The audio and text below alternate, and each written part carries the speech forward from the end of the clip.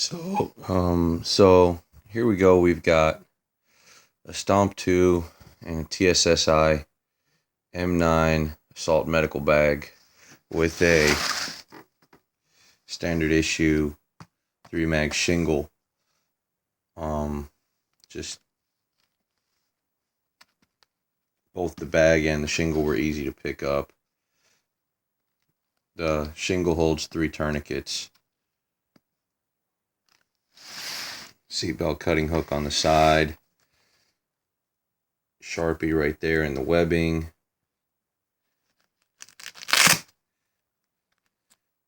Got my little trusty light. Does everything I really need it to do.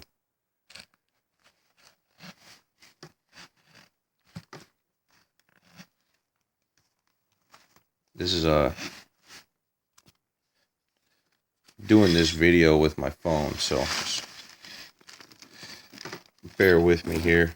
Now, little side note, this bag is not set 100% for, tactical stuff because I'm in a civilian environment.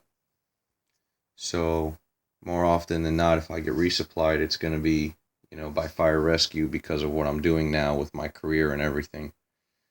So I have a lot of civilian pre-hospital, things that are in this bag that if it was just, strictly issued to an Army medic, or, if it was brown and issued to a Navy corpsman, it would probably have some different things in it than what I have in here now. So that being said, keep that in mind. If you have any questions or comments, feel free to leave them, and let's get started. And just so you could see, side by side, you've got the Black Hawk Stomp 2, which is packed to the gills with everything I need to stabilize 3 and 4 different people. Then you've got this thing, which is a lot lighter. All right, so let's get started. I've got tourniquets,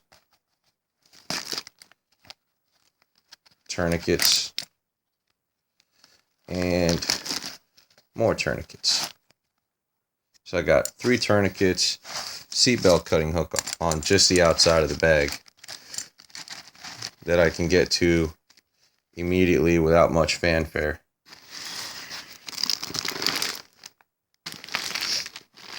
Now, you open the bag, first thing you're going to see is you got a bag valve mask resuscitator right here. I'm still in the process of setting some things up for this bag, so I'm going to get a pulse ox, put it in here, and I'll probably put some more gloves and a roll of tape, but everything that I have in my bag really doesn't need tape to be secured, so it's good to go. And then I keep a loose stethoscope because, I'm not wearing a helmet and a headset and all this other fun stuff, so I can actually sit and use a stethoscope.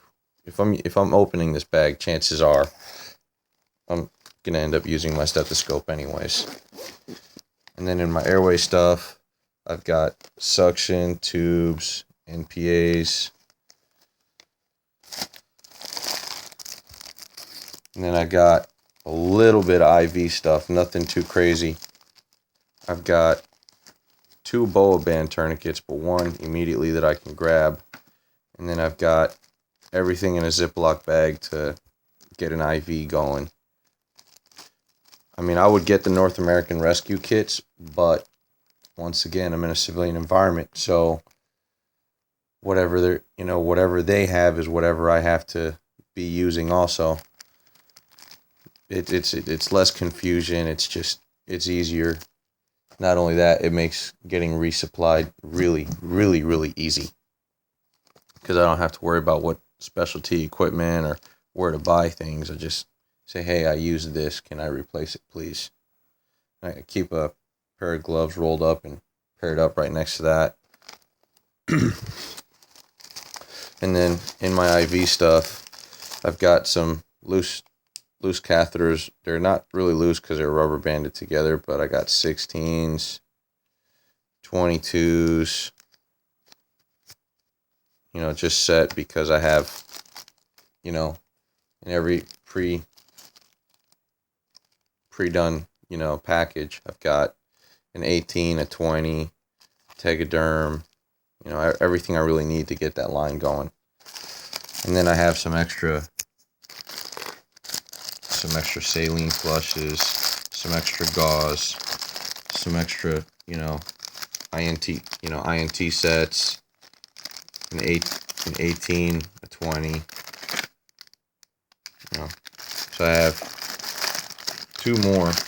I have two little preset kits. They're not really completely preset. It's just if I go to use that and I blow the vein, I've got options. And I got the IV dressings for those and some gauze to wipe away excess blood, if it, you know, or just to wipe away dirt on the patient. Because, you know, not everybody you work on is so fresh and so clean. And then for bleeding, I've got compressed gauze, and you know, I got the H&H, you know, compressed Curlix. I've got a 12 by 30 pad, and then instead of the Israeli dressings, I'm running the H bandages, and I like them because of the big old polymer H that's in there. I mean, I've been looking for some studies to show how they're, you know, not the best bandage to use, but I can't really find one. So, and I like these, so personal preference, I'll spend the money on these because I could do a couple more different things. I'll make another video on that. So that's just my bleeding stuff. I keep 2 crevettes, a little separate. And then in here, once again, this is where all my basic first aid stuff goes. In case I gotta do something that actually requires time. You know, I got a couple of bandages. And then I got iodine swabs, forceps, you know, 1/2-inch tape. And then immediately, when you really open the bag, you got, if someone's bleeding, you go from tourniquets to, of course, opening the bag. And then I've got 2 8x10s, a roll of regular Curlix because that's really easy to get resupplied. And then I've got the Quick Clot 4x4 pads and Quick Clot combat gauze.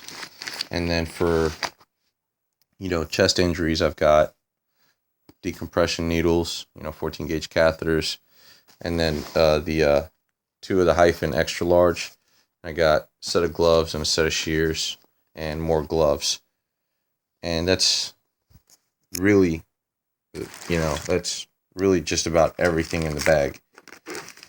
And then on the back in this sleeve here, I've got a C collar. Once again, I mean, you can see it's not green or tactical. It's just, it's there. And then 2 SAM splints under it.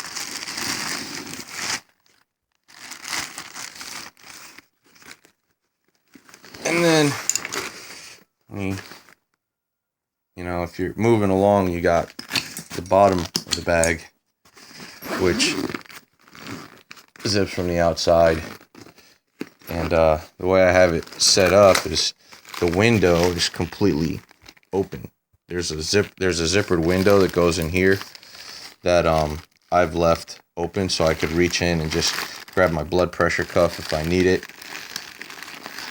Because you know, a blood pressure cuff has a good couple of uses, so I like to keep one around, not just for vitals, but you know, assisting to put more pressure on a wound.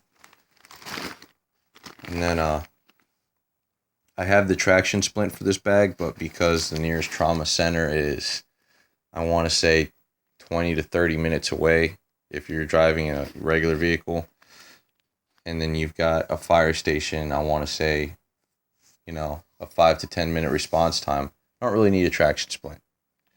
So I got 2 500 bags of saline, and I've got everything I need for them.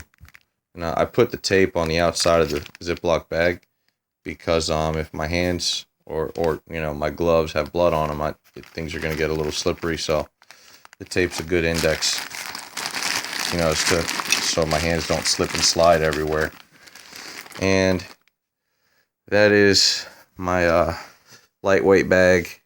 It's a TSSI M9 Medical Bag, and I'm not really using it in a extreme, like, hardcore tactical role. It's to supplement going from the IFAC to here, because both bags go in the truck. This one's just more mobile. It's all situation dependent. If I need to do more, then obviously, but if not, I'm right here with what I need. Thank you.